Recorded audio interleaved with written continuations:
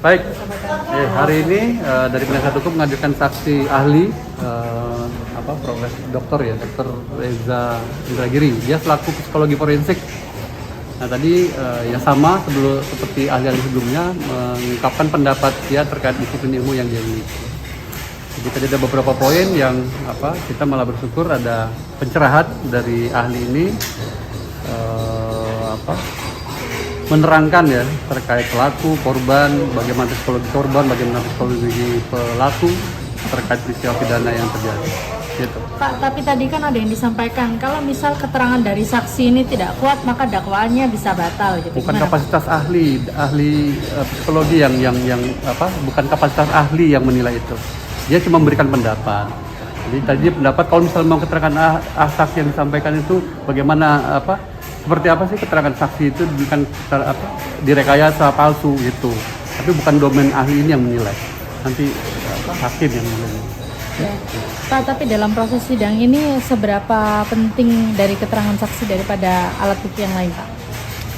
Ahli itu salah satu alat bukti di 184 KUHP. Jadi alat bukti di KUHP itu ada saksi, keterangan ahli, surat, petunjuk, dan terdakwa.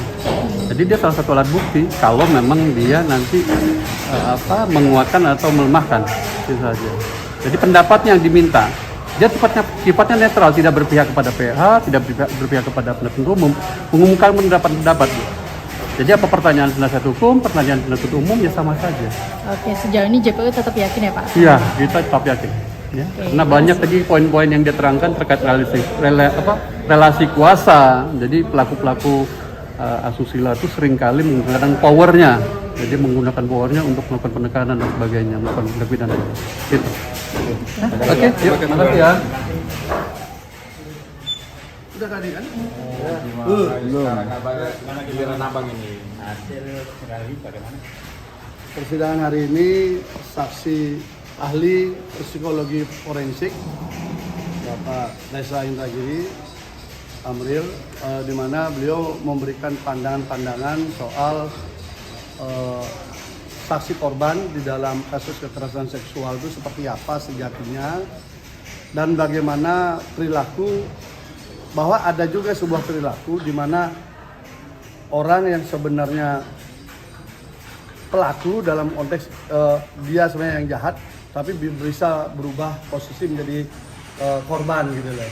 Itu secara psikologi forensik juga bisa ditelusuri. Contohnya adalah misalnya dia mencatat banyak orang nama tapi orang-orang tersebut ternyata tidak terkait, tidak terlibat gitu ya. Itu contohnya. Kemudian kita juga bicara soal bagaimana membangun keyakinan terhadap false testimony. Jadi kesaksian yang tidak benar yang dikondisikan, yang dikendalikan dia biar seragam. Itu tadi juga bahwa itu praktik itu muncul di dalam berbagai praktik peradilan yang mana berdasarkan riset di Amerika itu 2-10% kasus di sana itu menghukum seseorang yang tidak bersalah akibat keterangan saksi seperti itu. Itu Amerika loh yang sudah maju.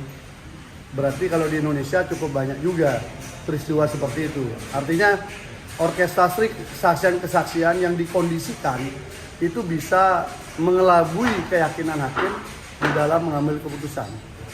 Jadi kita diskusi soal itu dari dalam berbagai perspektif.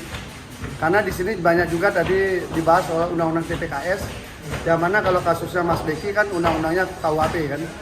Jadi itu kemudian soal trauma dalam konteks kejahatan kesusilaan itu seperti apa, itu juga diungkap dengan sangat bagus.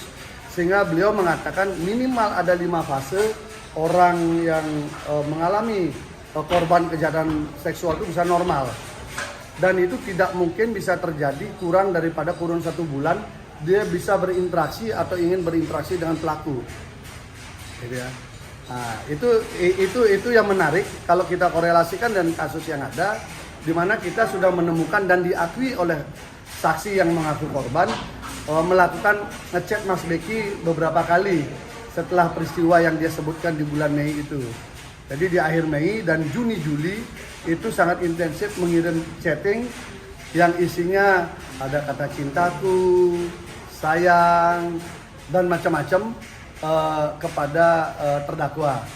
Artinya kalau dikorelasikan dengan teori yang disampaikan oleh Pak Rasendra Giri tadi, memang tidak masuk akal orang yang mengaku trauma ketakutan akibat diperkosa bisa pulih dalam waktu hitungan hari saja, kemudian dia mencari pelaku itu. Bang, Itu satu, sabar dulu. Oke, siap. Kemudian yang kedua disampaikan juga bahwa faktor ketika dia menginginkan sesuatu atau mengidolakan sesuatu itu tidak tercapai, itu akan bisa namanya fase dendam, sehingga akan melakukan hal yang sebaliknya, gitu ya. Tapi itu secara teoritis ya. Tapi kalau kami gandengkan dengan kasus ini, kita akan menemukan ada surat yang tulis tangan yang diakui juga oleh saksi yang mengaku korban itu, di mana kesimpulannya bersedia untuk dikawini oleh Mas Azal kan. Itu ada di dalam surat dan dia mengakui sendiri itu. Artinya ketika itu dalam kurun waktu dari 2017 sampai 2019 tidak tercapai, masuk akal muncul dorongan seperti itu. Ini kan kita rangkaikan basis teori dengan peristiwanya ya.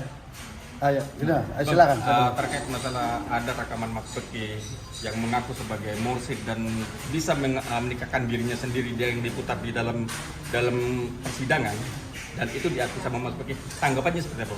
Jadi itu adalah sebuah proses pasca kejadian di mana orang-orang opsit yang kubu yang menginginkan pergantian oleh Mas Beki. Opsit. Jadi opsit khususnya yang dari Jawa Tengah yang dikoordinir oleh sekjennya. Kemudian ini memang menginginkan agar Mas Beki digantikan sebagai ketua. Ini kan sebenarnya dari awal prosesnya. Jadi proses itu kemudian mengaku datang 5 orang masuk ke dalam, tapi di luar dengan banyak orang membawa berbagai perlengkapan, tapi Mas Beki sendiri. Lalu Mas Beki menyampaikan di situ mencoba menetralisir posisi karena dia kan posisi didesak, tapi tidak ada bicara soal korban, ya tidak ada soal penjelasan soal mursyid dan sebagainya, tapi dia tidak ada mengaku mursyid di sana. Tapi dia merekam itu tidak meminta izin, itu terkait dengan undang-undang ITE.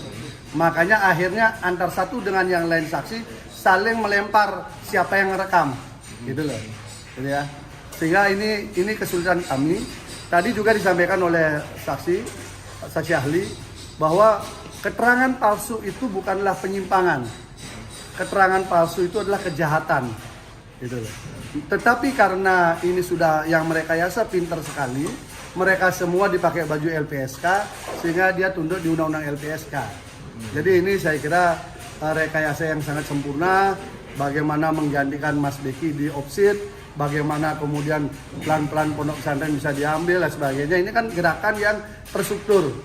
Kasusnya sendiri berbasis kepada peradilan opini, termasuk soal proses rekaman itu, gitu loh. Apakah dengan Dan itu tidak ada kaitan dengan kasusnya korban loh ya. Apakah dengan menyatakan dia sebagai bisa menikahkan dirinya sendiri dan itu bisa dijadikan kamuflase untuk bisa menggauli rekamannya sendiri sangat tidak jelas. Itu dibunyikan di sidang tapi sangat tidak jelas dan terlihat memang diprovokasi untuk didekati. Ya. Posisi rekaman dan kita udah kejar tanpa izin merekam. Anda baca aja undang-undang ITE. Gitu ya. Baca aja undang-undang ITE, boleh nggak itu? Nah, jadi mereka ini tampaknya memang sudah terkonsolidasikan dengan baik, dilindungi, ditekan oleh Kompolnas, dipakai Komjak, dipakai baju LPSK, sehingga mereka bebas melakukan apa saja untuk menyerang Mas Beki. Gitu ya. Sehingga narasi dari belasan santri di bawah umur, sehingga dicap Mas Beki sebagai predator, turun jadi 5, dan sampean sendiri sudah baca dakwaannya, hanya ada 1, usia sudah dewasa. Itu saja sudah bisa dibaca, ini biasa-biasa saja atau ada yang tersembunyi di dalamnya ya. Saya kira itu. Ya. Hari ini saya dengar ada diskusi yang mencoba membangun opini ulang oleh LBH Surabaya, terbuka untuk umum, tetapi oleh Kementerian PPA juga ada hadir konon gitu, tetapi dibuka untuk umum, begitu banyak yang mengikuti, berpikiran berbeda semua dikeluarkan dari diskusi itu. Itu. Jadi gaya peradilan opini mencoba dibangun tapi suasana udah berbeda. Kasihan juga. Oke, makasih Bang. Ya.